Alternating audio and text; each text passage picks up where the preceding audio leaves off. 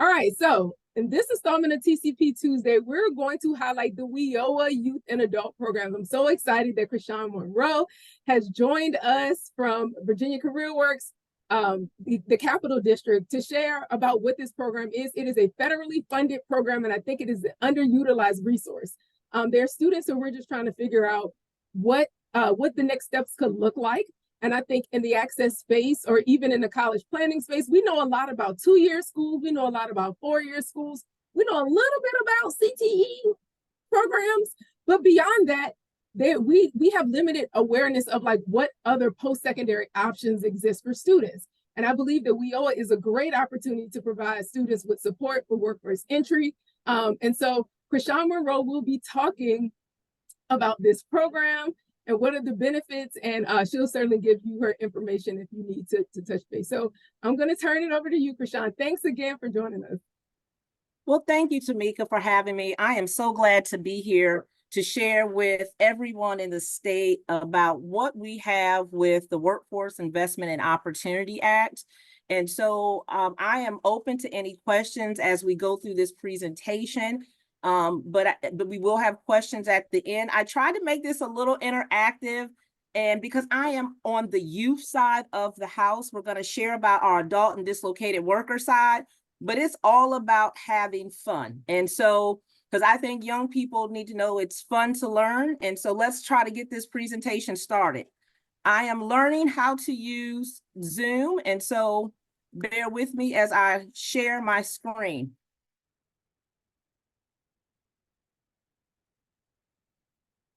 Can everybody see my screen? Yes, ma'am, we see you. All right. So I want to spend some time unlocking workforce services and opportunities. There's a lot of federal programs in the state of Virginia. I noticed from the TCP list, you had our friends from J. Sargent Reynolds last week. I think Bridging or Brightpoint is coming up next. And you're going to have Job Corps. And so those are some other federally funded programs or state funded programs that are here.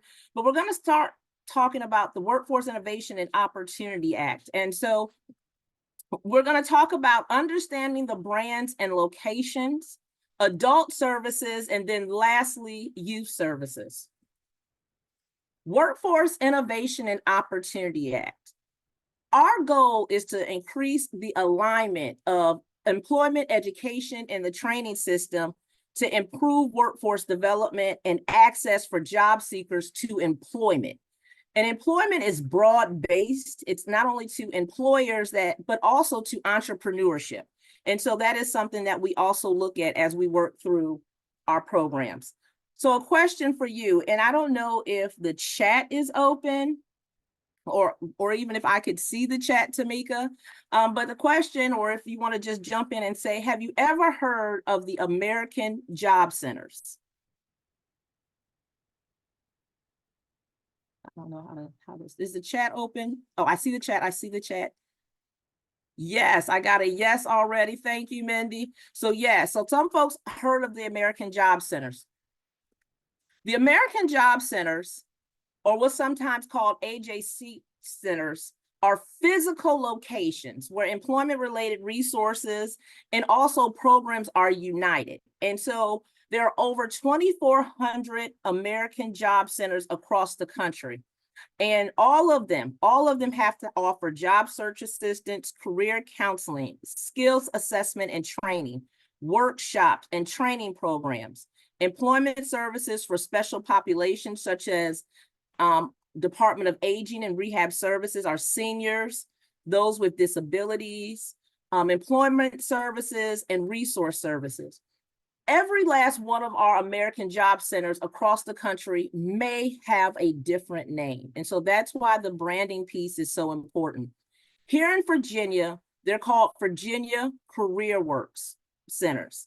And so there are 15 different workforce boards that actually have different centers. Some areas have one center, other areas may have 3 centers. They're called either comprehensive or affiliate sites, but these are all the centers that they have. And so if you go to, let me go back. Right here, if you, okay, my link is not working, excuse me. So Virginia Career Work Center, there's a whole website dedicated to it. And you can see, you can go to whatever area you are in Virginia, click that site. So this is us right here in area, Capital Region, and it shows you where our 3 centers are and how to be able to access those services once you click the link. And so that is available to everyone.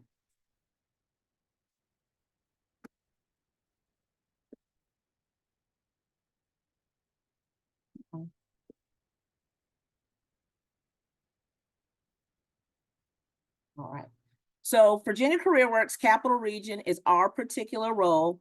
We serve as a hub for services. And our particular, as I said, we have 3 workforce centers, and that's the brand name. I will say just recently, if you have not known in the legislation, there has been a shift and there's been a new name surfacing called Virginia Works.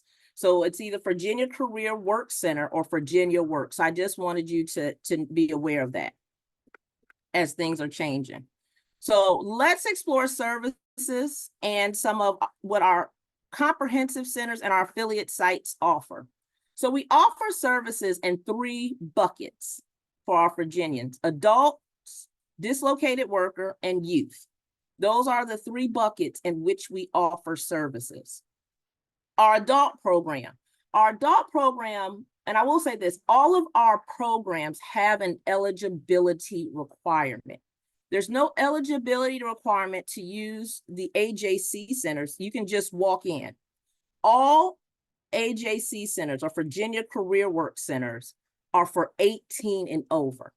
We do not serve youth out of those centers because of our special populations. But for our adult program, you just have to be 18 or older for services. It's just that simple, 18 or over.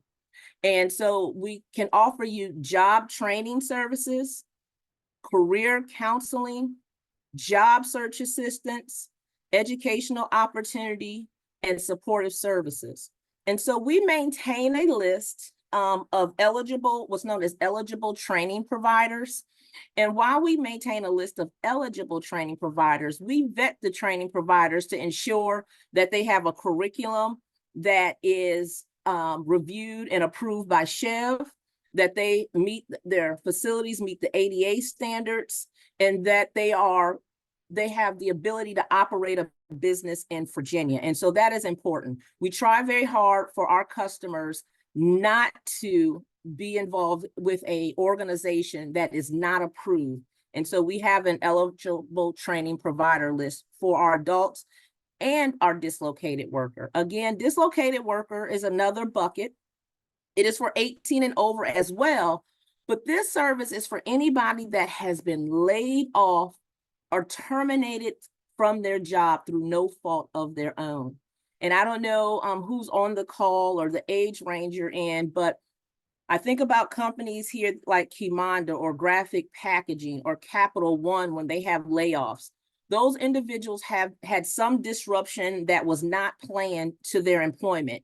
And so they are able to access a lot of services, such as our rapid response assistance. Oftentimes when these types of places are closing, they send what's known as a warn notice to the governor, which then trickles down to our office. And then we're on site to try to help and support these individuals transition to a new job and never have any type of income break before they leave the location. Sometimes that does not always happen, but if they find themselves in a place where they need training or retraining, we support them with that. You know, they may have been when Reynolds closed down and they were making aluminum foil and it primarily went overseas. Well, they needed to be retrained on some automated manufacturing system. So then we were able to pay for them to get that retraining. Then we have transition services where we can just explore new career paths. You can do all kinds of assessments and figure out what's next. There's such thing as income support. Then there's job placement assistance where we get into things like on-the-job training services.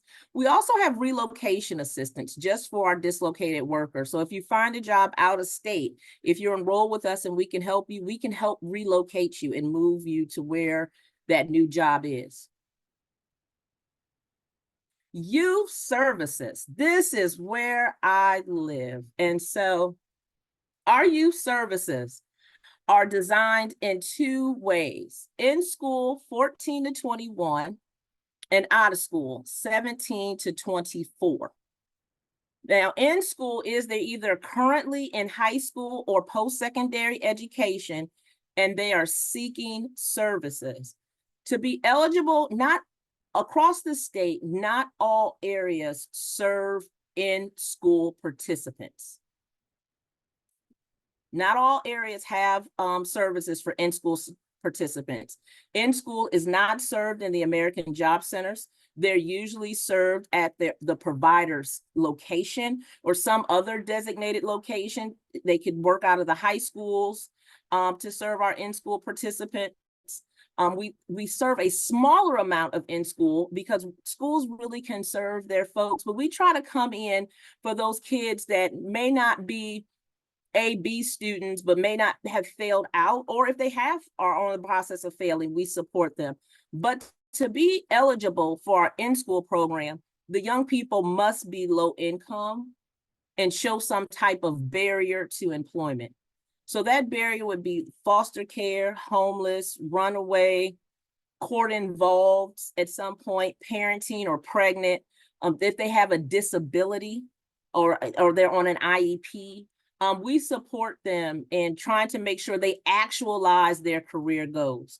And how we support them when it comes to in-school and their services, we really look at giving them work experience, career exploration and work experience, and the career that they may think they want to go in, to make sure, hey, this is definitely what I want to do. I always tell this story. When I was in high school, which was just last week or so, my mom and I had a conversation, and back then we didn't have the internet. It was an encyclopedia or a book of careers. And I remember going through this book in my class, and I said I wanted to be a radiologist. And so as I was looking at the book, I was, oh, this sounds cool. You get to image people, and they had a salary of like $300,000. I was something high that made me say, oh, I want to do this job. They get paid well. And my mom had enough sense to say, Krishawn, I think you need to go visit. So she set up a job shadowing for me after school in high school with a radiologist. And so the radiologist and I sat together, and that was the most horrible experience I ever had with a career that I realized that I couldn't do. First of all, it was boring. And then secondly, I was not interested in the anatomy of individuals and watching a camera go into their anatomy. And so I realized that career was not for me. And so one of the things we try hard with our in and out of school is, yes, you can take these assessments. They're going to give you a list of careers. They're going to say you have these interests and aptitudes, but giving them an opportunity to see beyond what's there. And then on the inverse, oftentimes young people, they only want to do what they know. So if they know how to do hair, they want to be a cosmetologist. If they have an aunt that is a CNA, they say, I want to be a certified nurse assistant, and not looking at the career ladder. And so we try very hard to expose them to the career ladder. And so that's important to us. I have a question that has come in. What about students who are recent grads from college that need assistance with starting off their career or seeking employment? Would they qualify for this? If they're in the age range of 17 to 24 and they have some type of barrier to employment, that they could qualify for our out of school program. But they still have to, they just have to have a barrier to employment for our out of school program.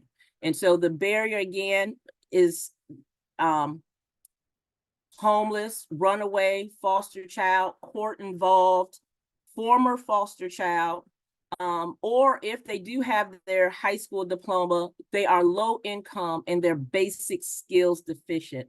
The federal government designed this program to support those that are the hardest to serve.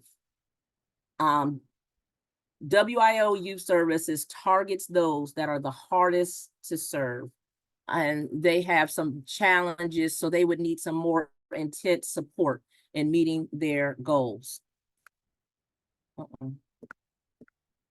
So I kind of already talked about some of the youth services, but career exploration, work-based learning, as I said, most of our organizations across the state and their work-based learning program, they are designed to give a wage comparable to what the living wage is for a single individual, because we combine work-based learning with academic learning and financial literacy. So here in our particular region, our in-school program, Charles City, their work experience program pays $15 an hour for up to 520 hours a school year that a young person can work. And they have partnered with Truist Bank to, as they go through the different work experiences, primarily in the summertime as a summer learning experience, every week Truist will help them learn how to budget those funds and make it real life. So not only are they actualizing their career somewhere, they also get real life experience with budgeting. They can set up a direct deposit with Truist, get their card, and learn how to use it. We also do academic support. With academic support, we work with the schools for our in-school program to find services that they have. If they don't have the services that they need for academic support, then we can look for outside tutoring assistance to really support them to get that done. Then there's leadership development.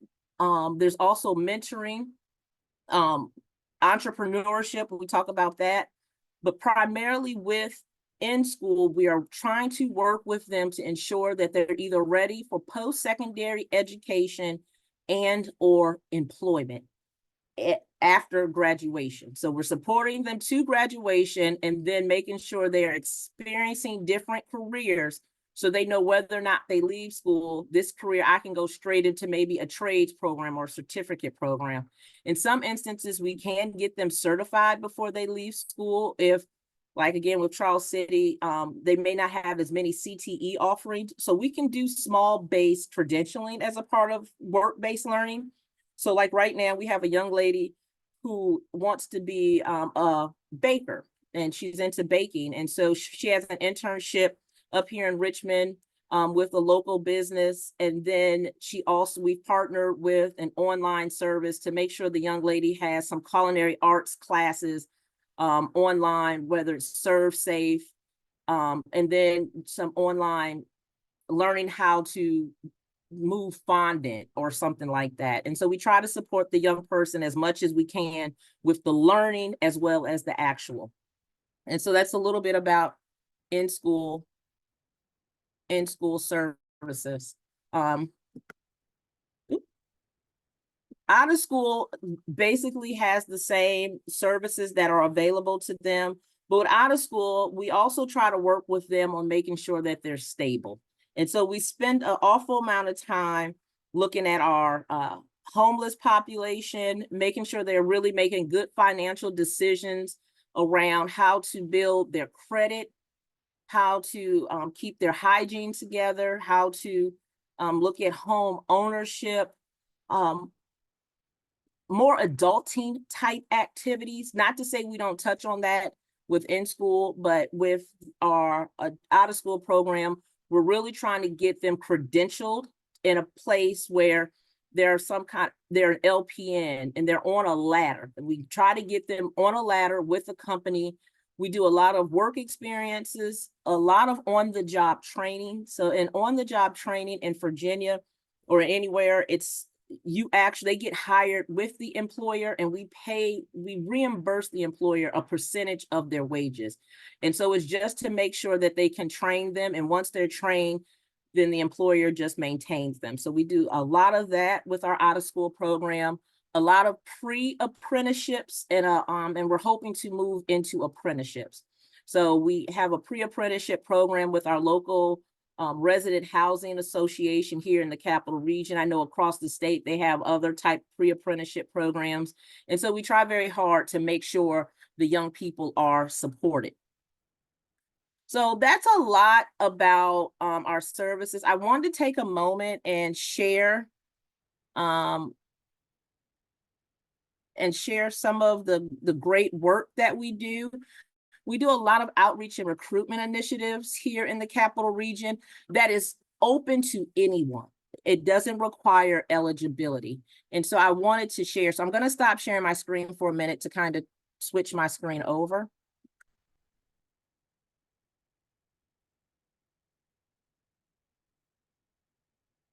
Are there any questions while I figure out how to do this?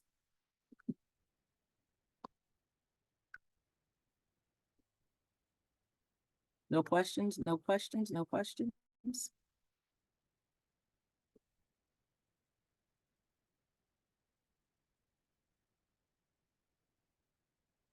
I want to talk next about our virtual reality headsets that we have available, that we roll out to our young people in different places and spaces.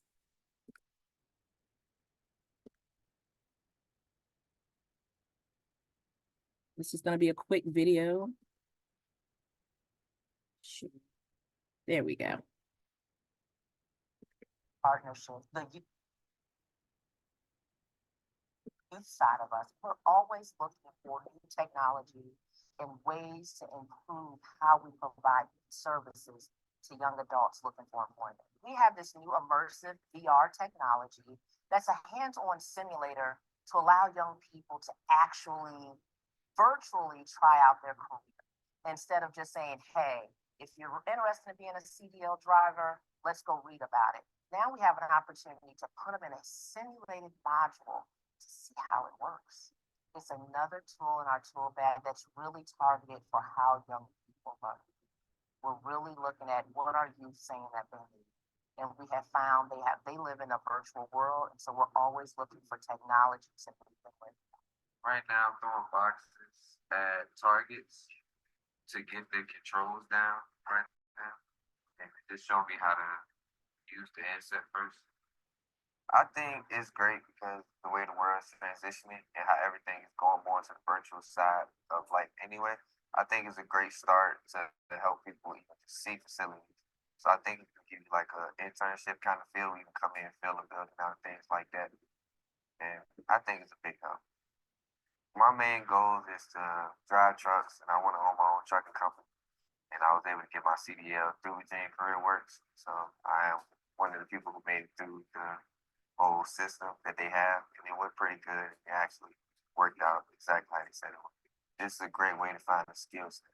So it helped me out. I didn't go to college, but I knew I needed to do something to have myself in a financial place, and it helped me out to figure out my life.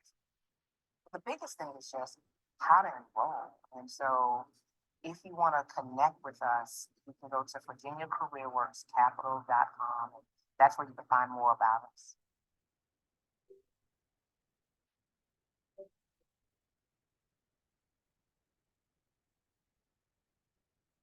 So I have one more video I want to share in reference to our presentation.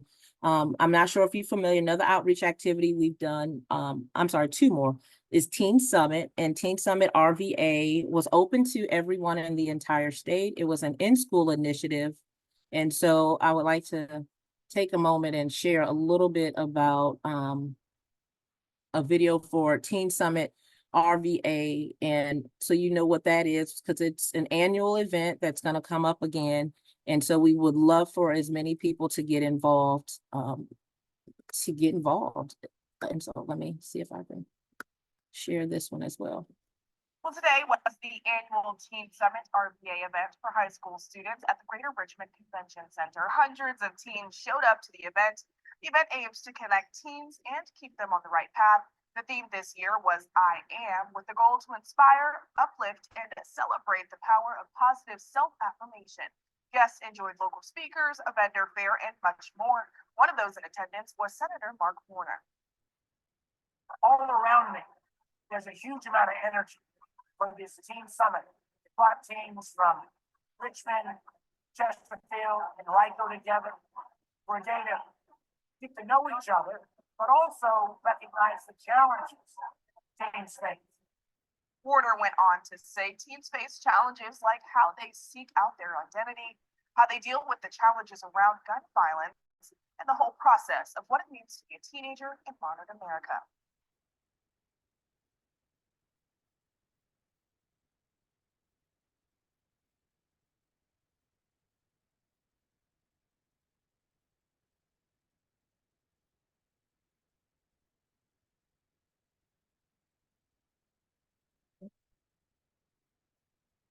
I'm coming back. Go ahead, say. All right. So just to kind of end out my presentation, I know you gave me 30 minutes, and so I'm going to try to stay true to the time. I just have a few more slides. Another event that we have is Bossing Up, which is our entrepreneurship series. We've just started that for our out-of-school young people. One thing we've recognized, our young people are not actualizing employment, and they're getting into either entrepreneurship or gig work. And so we're trying to really connect with them in that space and find out, hey, if you're not quite ready to be a full-on entrepreneur that's set up with a legitimate small business, let us help you get trained and skilled up while you are setting your business up. And so Bossing Up has been that series of bringing together young people. And then Inspire Youth at Work is our initiative where we bring vendors and young people together for summer employment or summer opportunities to learn about resources. I know ECNM, the college place, was there with us. And so that is another opportunity that we do for our young people across the region. Every region is different. I do want to make that very clear. This is stuff that's happening in the capital region. Every region can do something different for young people. As I said, not every region has an in-school initiative. And so I just wanted to say that. Lastly, I did add some resources onto my presentation for young people where they can access some information that is free. Not everyone will qualify for a WIOA program per se, but every young person needs support. And so I have listed out the Career One Stop, and I will send this presentation to you, Tamika, so people can have it and access it. And youth.gov, if you want to look up information about career exploration or occupation, and then Virginia Workforce Connection, which is a services that we partner with the VEC. And so I was going to do quizzes, but I'm going to let that go. But I am basically done. And so I'm going to open this up for questions.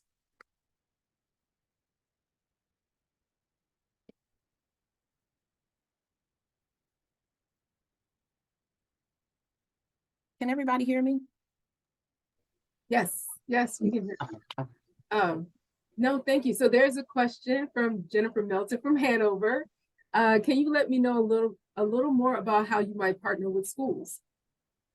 So great question. So for Hanover, this year, we partnered with Hanover to do Inspire Youth at Work. It was called Check Your Reality. We actually had it at Fairmount Church.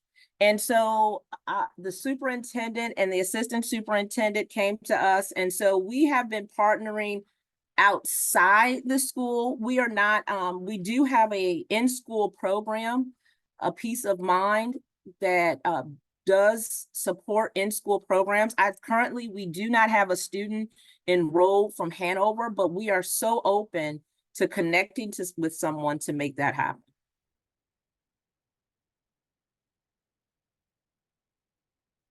I can't see chats again. Now that's for Hanover. We are currently serving Chesterfield, Henrico, and Richmond through our in-school services. Our contractor, again, which is a Peace of Mind, they are contracted to serve only 100 young people. In-school services, again, it is not funded at a very high level. The federal government made it very clear that only 25% of the funds allocated to this region can be spent on in-school. And so those are where those services are, those 4 jurisdictions are served by a Peace of Mind: Hanover, Henrico, the city of Richmond, and Chesterfield. And then we have another in-school contract in Charles City. And so it's for the Charles City students. And so, yes. Okay, thank you. Yes, I'm trying to read the comments. Okay, hold on. Where's Georgetown?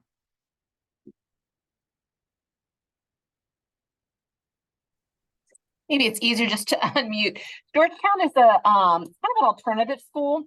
And some of our students are really successful there. They have kind of a number of different challenges that they've come from and experiencing. I know you had mentioned specifically kind of like foster students. I know some of those students are there. but it's an environment that they can reach more success, but these are often students that are experiencing challenges. And I'm just thinking I could maybe connect with a counselor there to learn a little bit more, but I think it sounds like some of the things you're talking about would be phenomenal for students at that school. And Georgetown is a Hanover school? Yeah, it's called the Georgetown School. Got it. Okay. Well, I will, if you put your information in the chat, or I will connect you with a Peace of Mind staff, because they have been actively trying to serve Hanover. We've just had a very tough time. Okay. Are you able to partner with VU Upward Bound? Yes. I know sometimes some federal programs cannot partner. Upward Bound is somebody we can partner with. I think I was just asking Tamika not too long ago, is it possible for us to come up with a way to partner on a college tour? Our programs come together. Actually, my husband used to work for Upward Bound years ago when Mr. Hearns was over the program. So that is exciting to see you all want to come to the table. But yes, we can definitely partner with Upward Bound. We might be serving some of the same students. One of the concerns that we recently had, like with the Mayor's Youth Academy, here in Richmond, a lot of our students were enrolled in both programs, and because both programs do a summer paid internship, we wanted to ensure that we weren't serving the same kid in the summer and not having an opportunity for all young people to be served.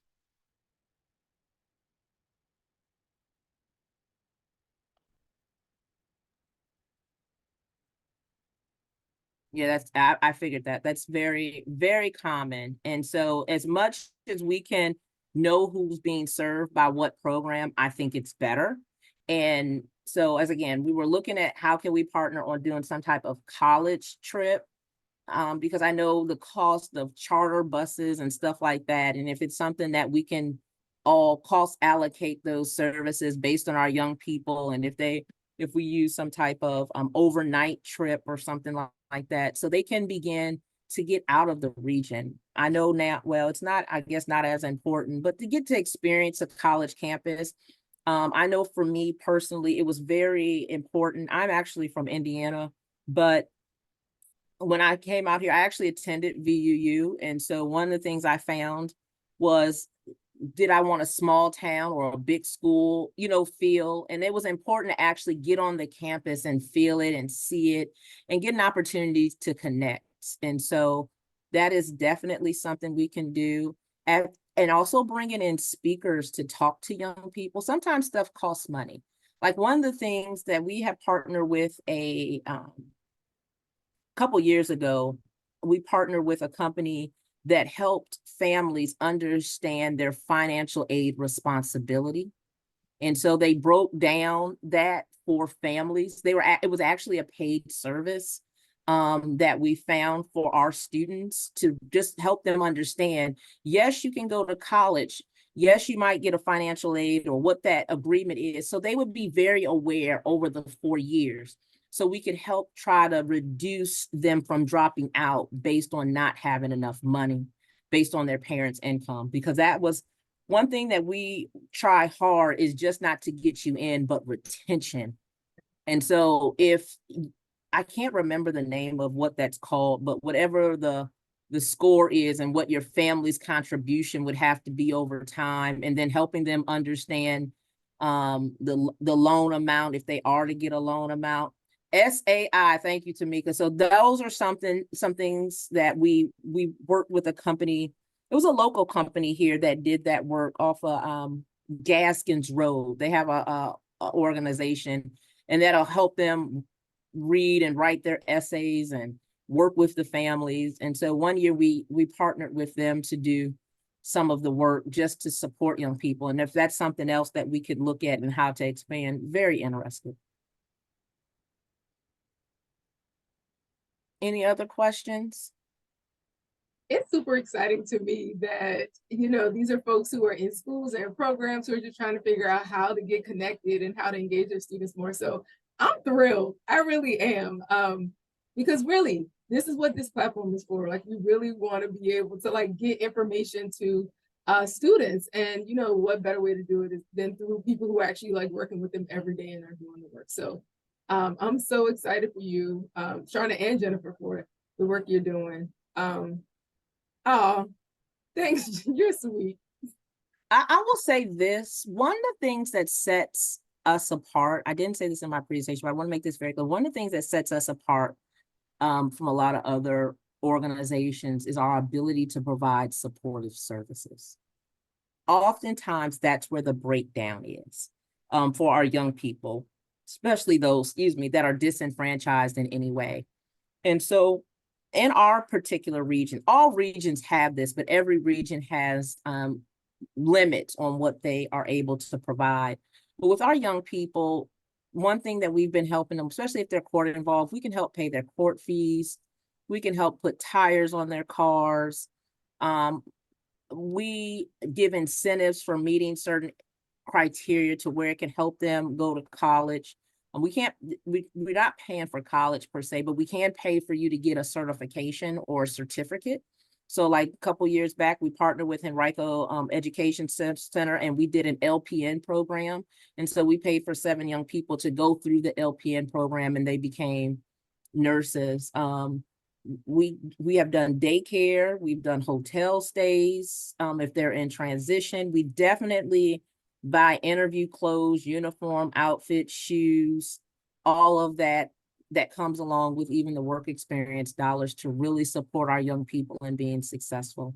And so I just wanted to make sure that made it clear. Yeah, because we try to partner with a lot of organizations. We're not the best at everything. We run under 14 tenets in the youth program, which is like follow-up, mentorship, leadership development, occupational skills training, alternative to secondary employment if they weren't able to complete tutoring. And so where we can, we try to find as many free resources. But if the resources isn't available or effective, I want to make that very clear, available or effective, we will very quickly move into a paid service that will be effective. We will not let our young people not get what they need to be successful citizens and have family sustaining wages and careers. And so that is our goal. Is there a limit to how many people you can have enrolled in the program?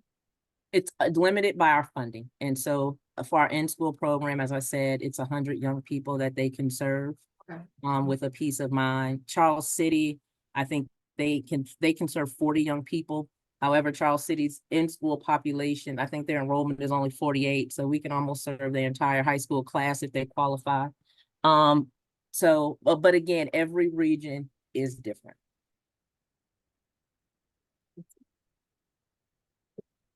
Are there any more questions before we wrap up? Oh, Mindy, she has some questions, but they aren't workforce development, but still relatable. They're more related to partnering with employers. I don't want to take away from people that have real specific questions. Krishawn, do you want to answer questions related to partnering with employers? Well, so Virginia CareerWorks, our main customer is the employer. We have a whole business service team dedicated to supporting employers when they move into the area. They're connected to economic development because we can't prepare. So looking at a supply and demand type situation, the job seeker is the product, but we need to know what the company needs to prepare the product for the market.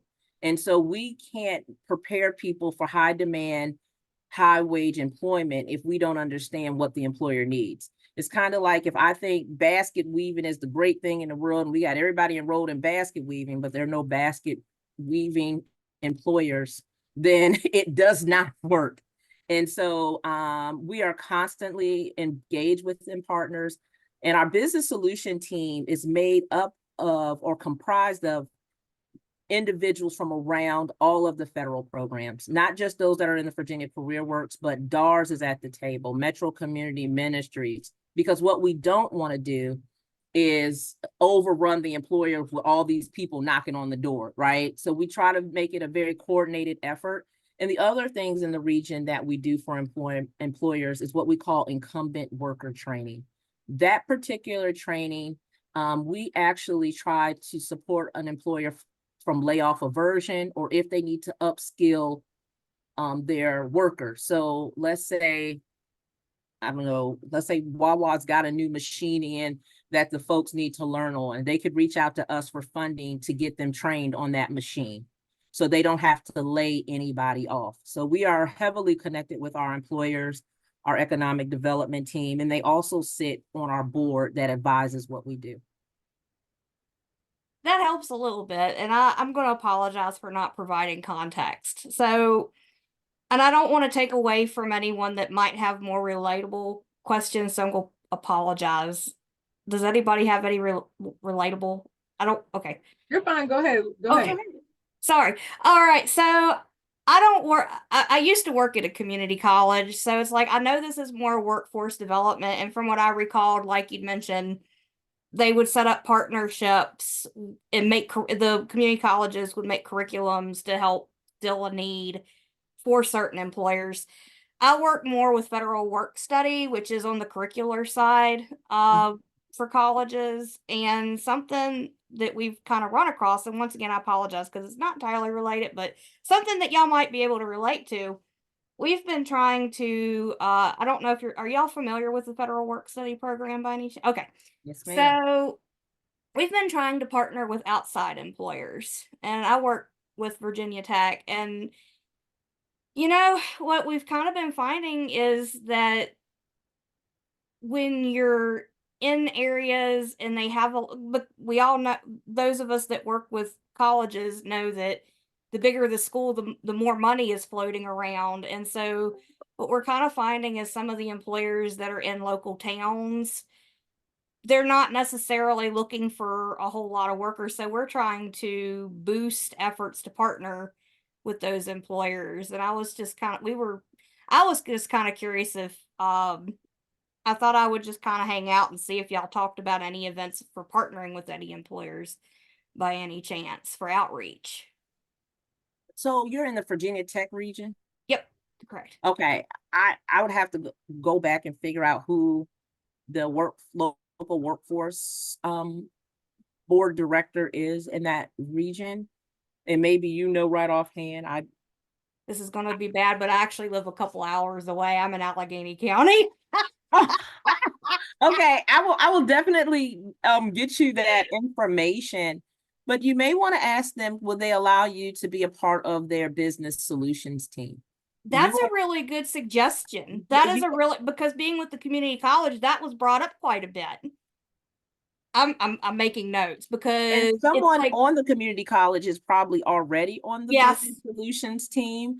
So they should have connections with employers for that very reason. The other thought that I have with your federal work study is don't limit yourself just to folks that are in that particular region. There are so many employers that are now remote.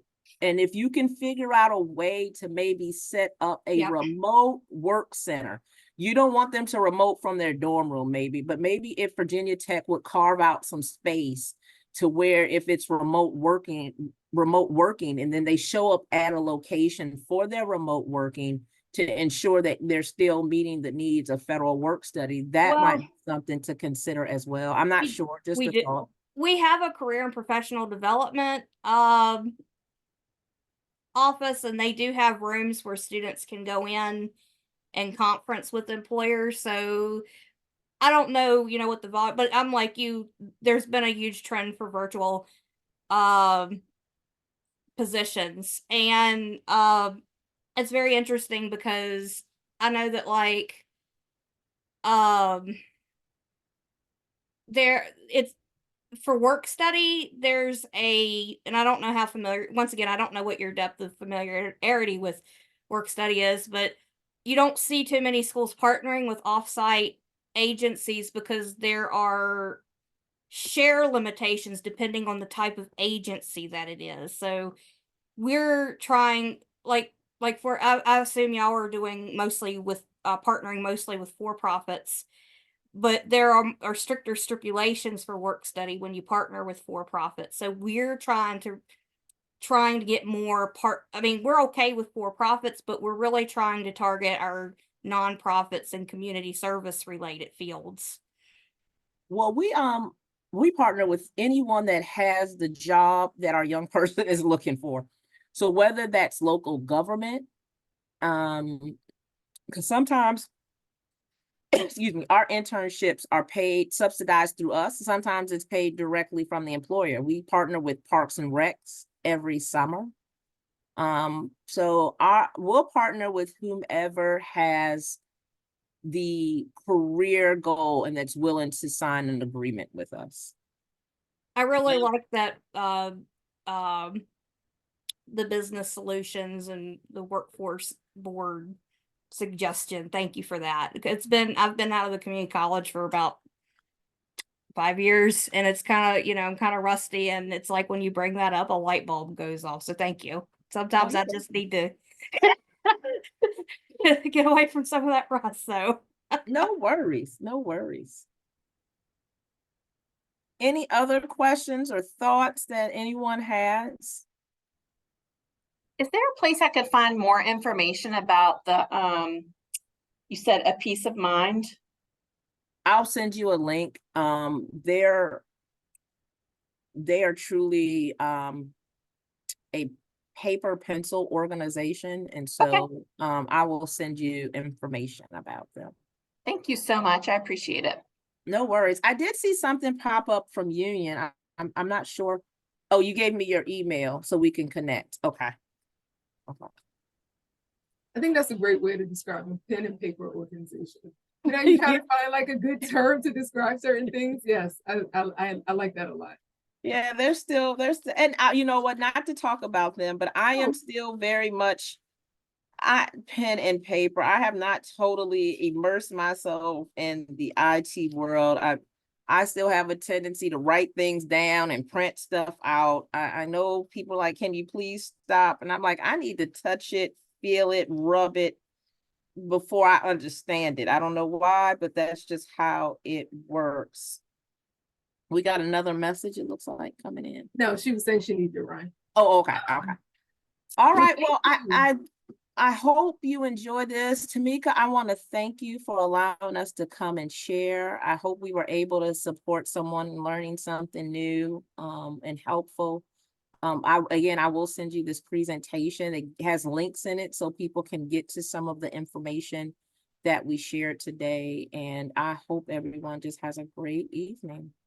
No, thank you. Seriously, I learned a lot. I didn't even realize the reach. So you guys are doing phenomenal work. You're such a wealth of knowledge, Krishawn. I'm going to tap into you a little bit more. Hold on, like, just wait.